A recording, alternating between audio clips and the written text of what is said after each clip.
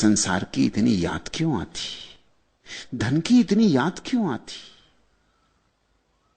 पद की इतनी याद क्यों आती?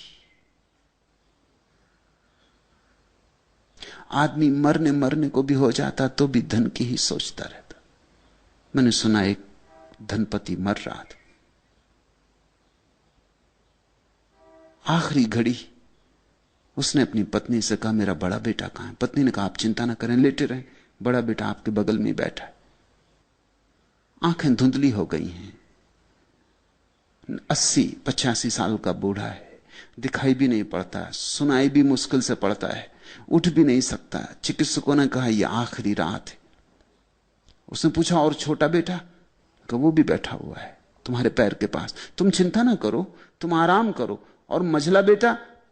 पत्नी ने कहा वो इस तरफ बैठा हुआ, हम सब यहीं हैं, सारा परिवार यहां मौजूद, तुम चिंता ना करो। वो तो हाथ टेक के उठ बैठा। उसने कहा फिर दुकान कौन देख रहा है? सब यहीं बैठे। अरे नालायको, अभी तो मैं जिंदा हूं, मेरे मर जाने पे बैठना, जो करना हो करना, अभी कुछ तो मेरा ख्याल रखो, अभी मैं जिंदा हूं, अभी मैं मर नहीं गया हूं।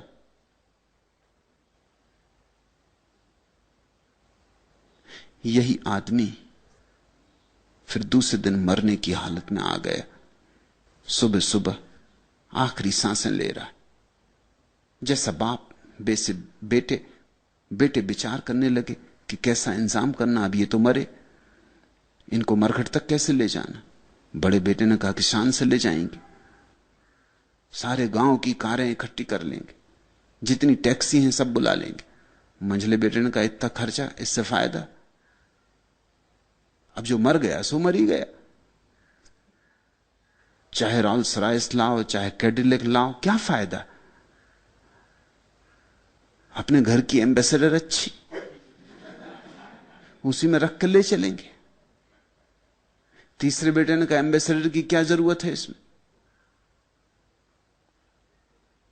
म्युनिसिपल का ठेला। बाप ये सब सुन रहा है, बाप उठ के बैठ गया। उसने कहा मेरे जूते लाओ, मैं पैदल चला चलता हूं।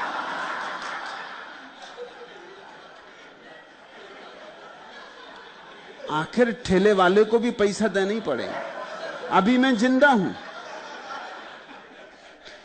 आदमी क्यों धन का इतना स्मरण रखता है?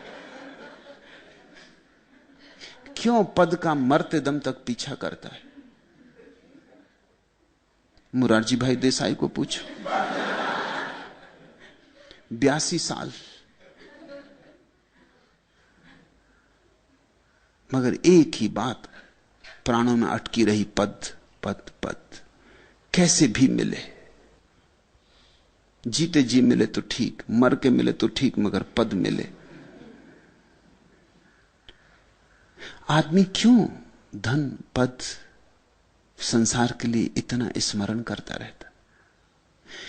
ईश्वर को स्मरण करने के पहले इस स्मरण को समझना जरूरी है। इसकी समझ जितनी गहरी होती जाएगी उतना ही ये शिथिल होता जाएगा। अगर आंख से ठीक से देख लिया कि मैं धन की क्यों आकांक्षा कर रहा हूं,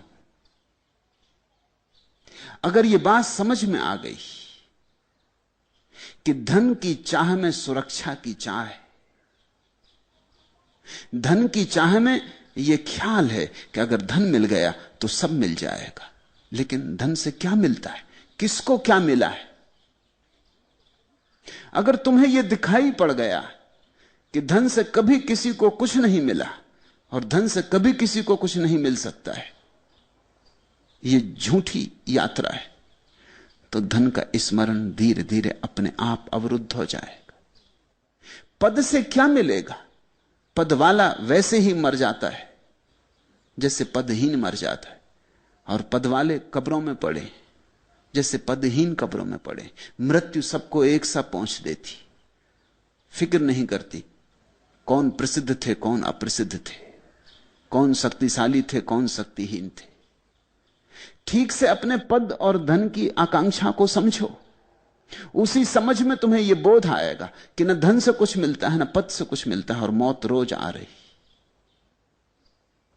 अगर तुम्हें दिखाई पड़ जाए कि धन से कुछ नहीं मिलता, तो धन की याद अपने आप विसर्जित हो जाएगी और पद की दौड़ व्यर्थ है।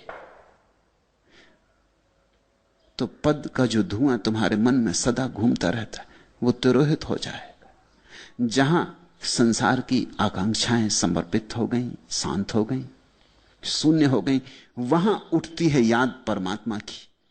तुम्हारे किए नहीं उठती। तुम तो एकदम अवाक अवस्था में हो जाते हो, क्योंकि तुम्हारी सब पुरानी चाहें गिर गईं। अब तुम्हें कुछ समझ में नहीं आता। एक अचाह की घड़ी आ जाती, लेकिन उस अचाह में ही तुम्हारे भीतर पहली बार एक नई सुवास प्रकट होती, एक नया सरगम बजता है।